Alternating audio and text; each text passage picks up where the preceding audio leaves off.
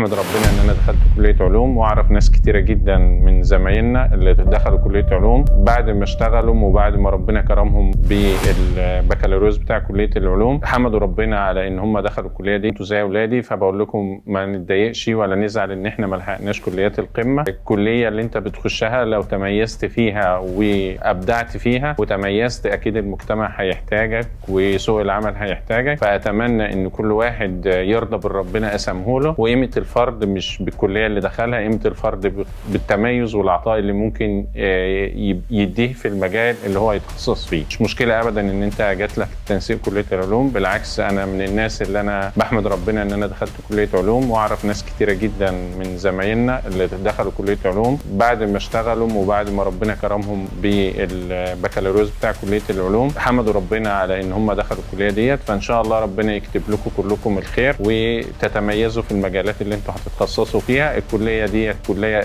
بنسميها كليه العلوم الاساسيه. الكليات الكبيره زي كليات القمه، الهندسه والطب والصيدله والاسنان، ما بيستغنوش عن دكتور كليه العلوم ان هو يروح يدرس لهم هناك، لان هم بيعتمدوا على العلوم الاساسيه، الرياضيات والفيزياء والكيمياء والبيولوجي، ما بيقدروش يستغنوا عنهم وبيدرسوها للطلبه بتوعهم. فكده كده العلوم الاساسيه وكليه العلوم هي اساس العلوم كله، فكل الكليات بتحتاج، وهي من القاطرات اللي ممكن تشد البلد للمستقبل وللتقدم. فبنأمل فيكم ان شاء الله ان انتوا تكونوا افراد من العلماء اللي ممكن يسهموا في تقدم بلد. بالنسبه لمجالات العمل بتاعه كليه العلوم، مجالات العمل بتاعه كليه العلوم مجالات متعدده جدا نظرا لتعدد التخصصات اللي موجوده فيها. فعندنا الطالب ممكن لو هو علم رياضه ممكن بيبقى ليه اقسام تأهله للحاسب الآلي، وهنقول لكم دلوقتي بعد شويه كده الاقسام المتاحه عندنا في الكليه. الطالب بتاع قسم الكيمياء او الاقسام المزدوجه بتاعه قسم الكيمياء ليه مجالات شغل كتيره جدا في شركات البترول والادويه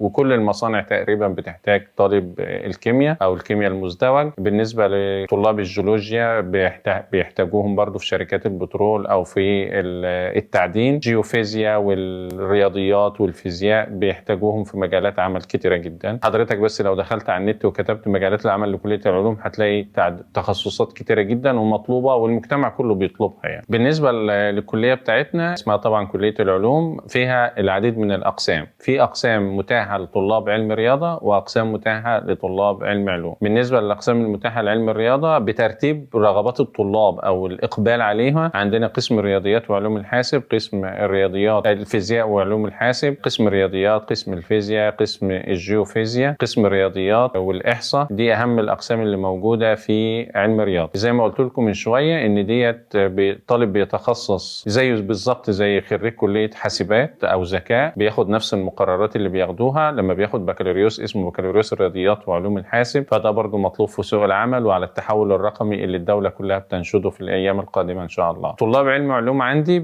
عندنا في الكليه بيتخصصوا في حوالي 4 شعب رئيسيه و4 شعب مزدوجه بنسميها برامج عندنا، زي برنامج الكيمياء والفيزياء والجيولوجيا وعلم النبات وعلم الحيوان. بالنسبه للبرامج المزدوجه وبرضه بترتيب اهميتهم، عندنا الكيمياء والميكروبيولوجي، عندنا الكيمياء وعلم الحيوان، عندنا الكيمياء والنبات، عندنا الكيمياء والجيولوجيا، عندنا الكيمياء والحشرات. دي كلها مجالات كتيره جدا او برامج كتيره موجوده لطلاب علم علوم. بالنسبه للاقسام بتاعه علم علوم، عندنا اقسام زي الكيمياء والفيزياء، الجيولوجيا وعلم الحيوان وعلم النبات. وفي اقسام بتجمع ما بين تخصصين ومطلوبه جدا في السوق، زي الكيمياء والميكروبيولوجي، زي الكيمياء وعلم الحيوان، الكيمياء والنبات، الكيمياء والجيولوجيا، الكيمياء والحشرات. دي كلها اقسام موجوده عندنا لطلاب علم علوم، ومجالات العمل بتاعتها كتيره جدا في المستشفيات، في شركات الادويه، في شركات البترول، في العديد من الشركات بيطلبوا تخصصات طلاب قسم الكيمياء او الكيمياء المزدوجه. بالنسبه لما الطالب بيجي لي من علم علوم، طبعا انا لازم اوزعه على الاقسام دي كلها. فزي ما قلنا من شويه في اقسام لعلم علوم واقسام لعلم رياضه، على حسب مجموعك في الثانويه العامه بنقدر نشعبك على حسب الاقبال.